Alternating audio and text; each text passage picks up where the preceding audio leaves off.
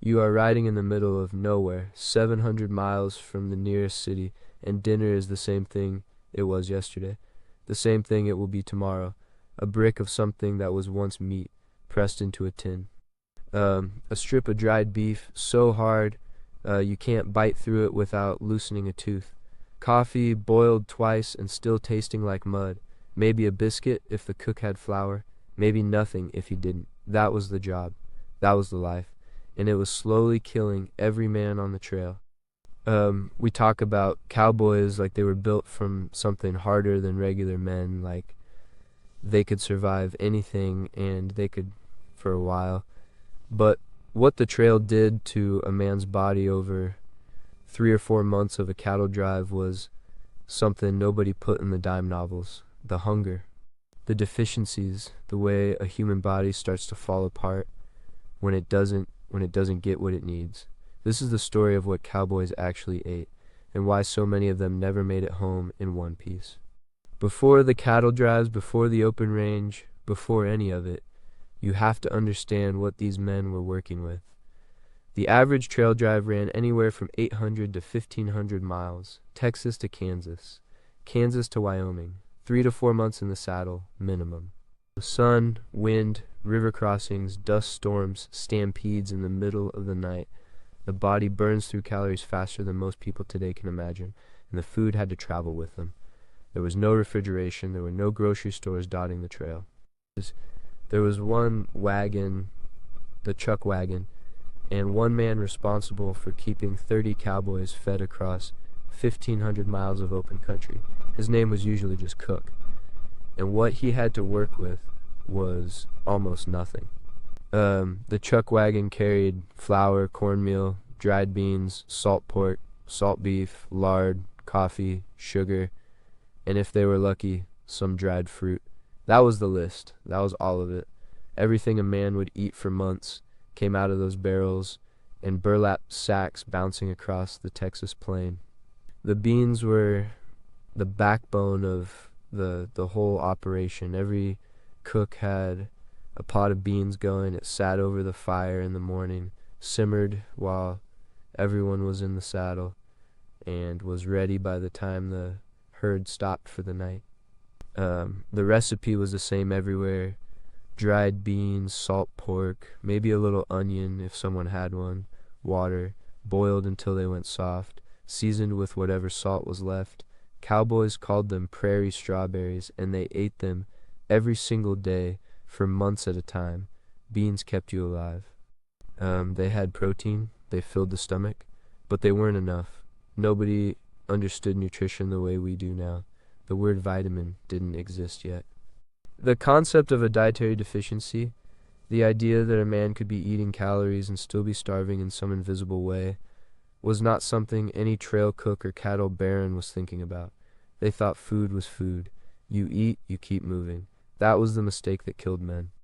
Salt pork was the other constant. It came packed in barrels of salt brine, and it lasted months without spoiling, but it tasted like salt and fat and almost nothing else.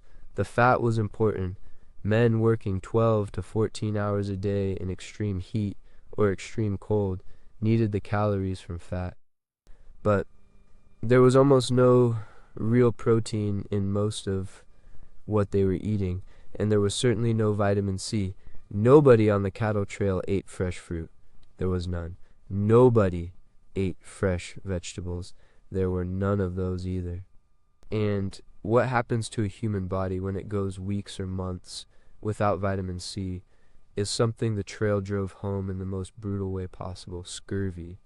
Most people think of scurvy as a sailor's disease, ships crossing the Atlantic for months with no fresh food.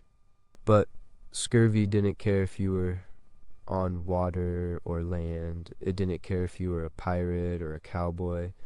It only cared about one thing: whether your body had enough vitamin C to keep producing collagen. And collagen is what holds the human body together. Without it, the gums bleed first.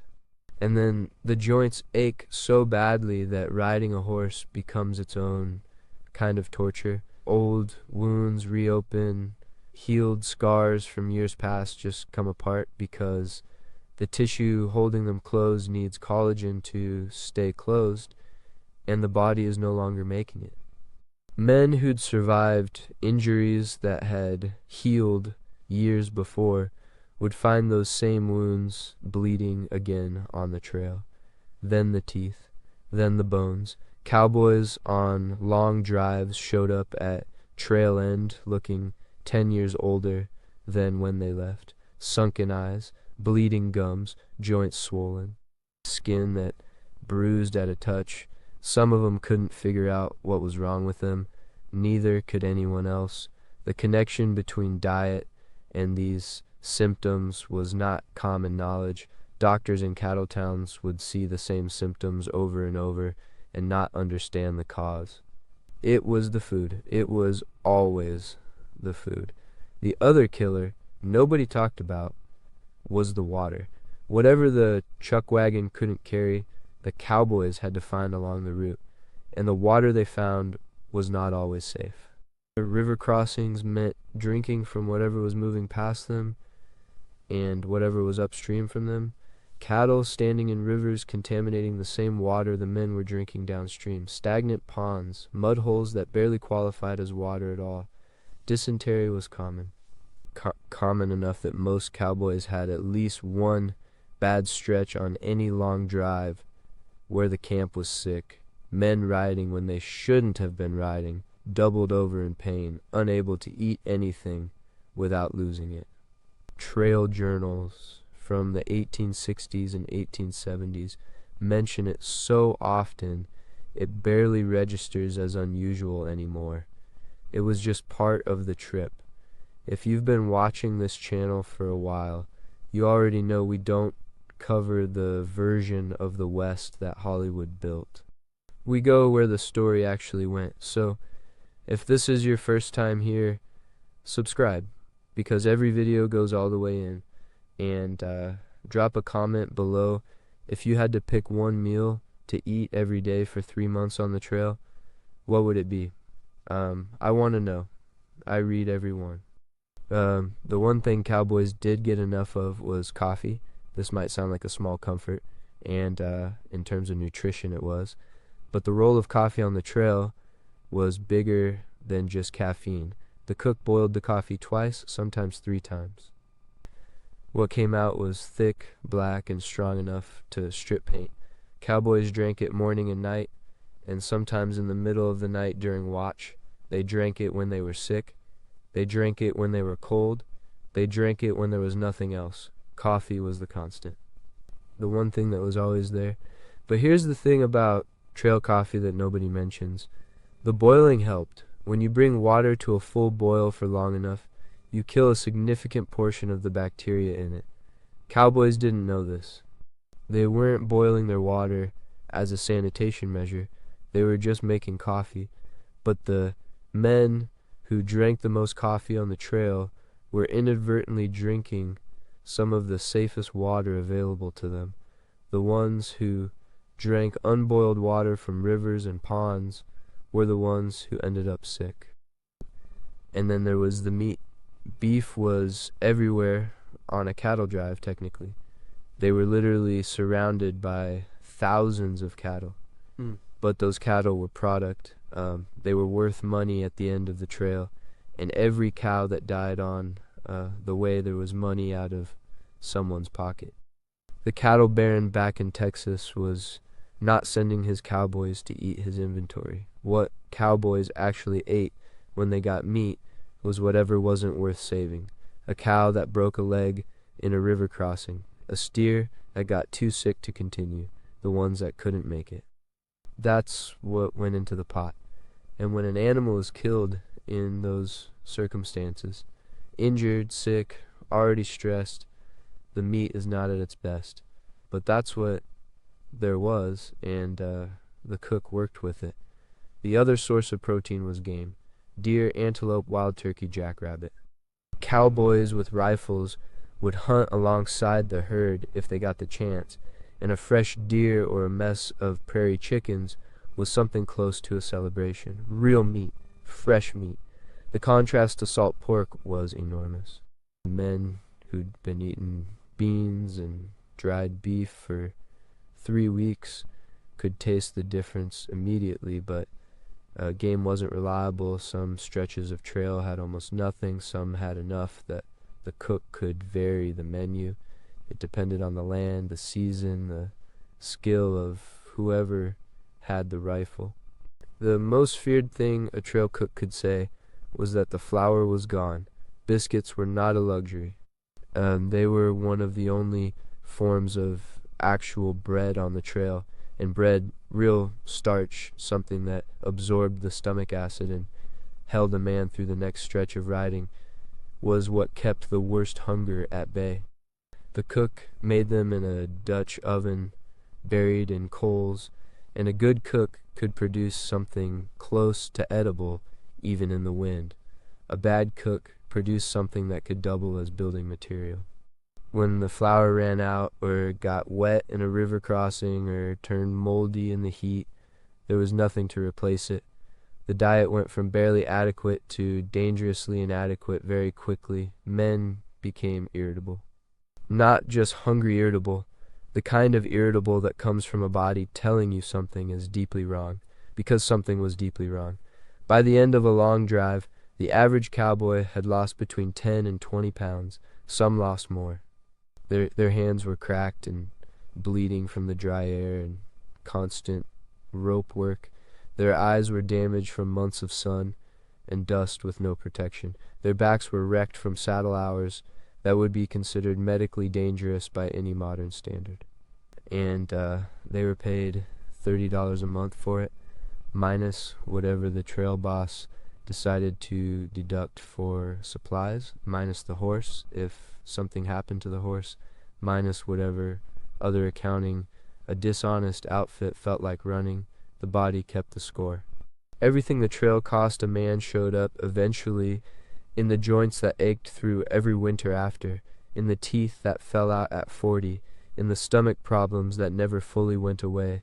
Cowboys who made it through 10 or 15 years of driving cattle were not the same men who'd started. The work took something from them that didn't come back. The Chuck Wagon Cook became one of the most important figures on any drive, and not just because of the food. He was the one person who set the tone. He decided when camp moved, where the fire went, when meals were ready. Cowboys talked about bad cooks the way soldiers talk about bad officers. It wasn't just an inconvenience, it was a morale problem that could poison an entire drive. A cook who ran out of coffee was more feared than a storm. A good cook found ways, dried apples or peaches when he could get them. Vinegar in the beans to cut through the monotony, and though nobody understood why, providing some trace nutrition the body was desperate for. Wild onions if he spotted them near the trail, molasses in the coffee when the sugar ran low. These were small adjustments that made almost no difference nutritionally, but made an enormous difference to men who'd been eating the same thing for 60 days straight. The ones who survived the trail intact, and plenty did, at least for a few years, were the ones whose bodies could absorb the punishment. Young men mostly, teenagers in many cases. Boys who'd barely finished growing, whose bodies had the resilience to bounce back from deficiency after deficiency each time the drive ended, and they got a real meal. By the time a man hit his mid-30s on the trail, the recovery stopped being complete. Things stopped bouncing back all the way. The cattle drives ended in the 1880s and early 1890s. Barbed wire cut the open range into pieces. Railroads pushed far enough west that the long drives stopped making economic sense. The era of the trail cowboy lasted maybe 25 years at most, long enough to become mythology, short enough that most of the men who lived it were still alive when it was over. They lived quiet lives after. Ranching work usually, some farming. Whatever was available in whatever part of the country they'd ended up in. The ones who told stories about the trail told them to children and grandchildren who couldn't quite picture it. The distance, the dust, the sameness of the food, the way the body learned to move through exhaustion like it was just another landscape. What they ate kept them going just enough to keep going.